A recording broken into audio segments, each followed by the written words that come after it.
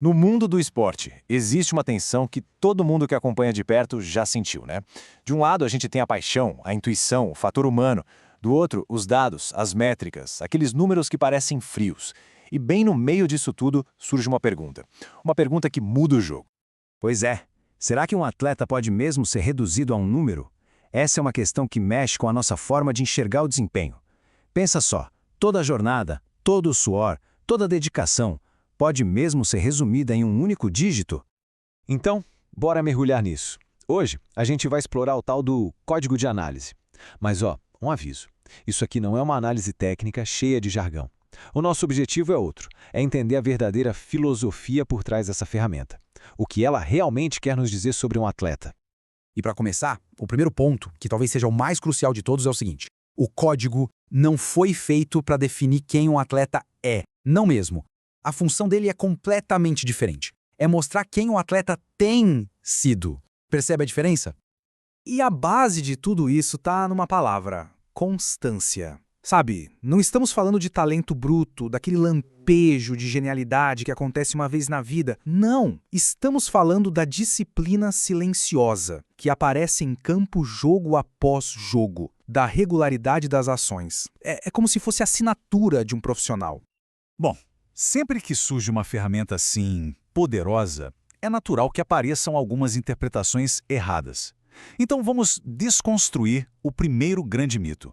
Aquela ideia de que o código é uma etiqueta permanente, um carimbo na carreira de alguém.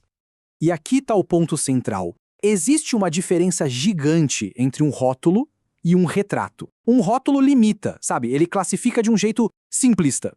Já um retrato captura um momento. Ele descreve um padrão que foi observado sem a pretensão de contar a história inteira. E olha, para não restar nenhuma dúvida, a melhor explicação vem de quem criou o código, o Thiago Borges. Ele é bem claro. Os níveis não apontam dedos, não rotulam, eles retratam constância. Ou seja, a intenção nunca foi julgar, foi desde o início retratar a consistência que foi demonstrada em campo. Simples assim. Certo, agora vamos para o segundo mito, que é tão perigoso quanto o primeiro. É a ideia de que o código de análise é uma espécie de medida final, um veredito sobre o talento de um atleta. Vamos pensar um pouco em tudo que um atleta profissional passa. São anos e anos de treino, de sacrifício, de superação. É simplesmente impossível que um único número, consiga capturar a imensidão dessa jornada toda e do talento que o trouxe até o nível profissional. E este quadro ilustra isso perfeitamente. Um julgamento soa como algo final, um veredito sobre o potencial. A verdade, no entanto, é que o código funciona muito mais como uma fotografia. Ele não mostra o que poderia ter sido. Ele mostra o que, de fato, aconteceu, o que foi registrado ali, em campo. E essa frase reforça bem essa ideia. O foco está no concreto, naquilo que foi executado de novo e de novo e de novo, e não naquele campo abstrato do potencial teórico do e se. É sobre entrega, não sobre promessa. Ok, então, se o código não é um rótulo e também não é um julgamento, o que ele é, afinal? Bom, agora a gente chega no coração da filosofia por trás dele. E aqui está talvez a afirmação mais importante de todas. O código não é uma condenação, não é um ponto final na carreira de ninguém.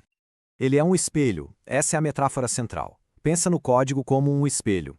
Ele não cria a imagem que aparece ali, certo? Ele apenas a reflete, e reflete com honestidade. E o que esse espelho mostra pra gente? Bom, ele mostra a verdade da repetição.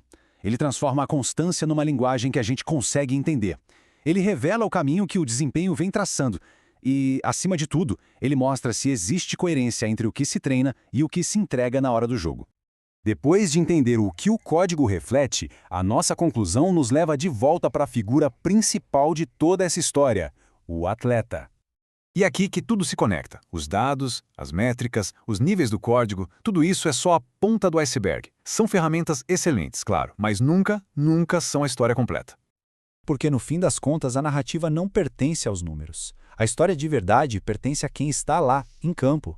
O espelho pode até mostrar a imagem de hoje, mas a imagem de amanhã, essa está sendo moldada agora mesmo, a cada escolha, a cada treino, a cada pequeno passo em direção à constância.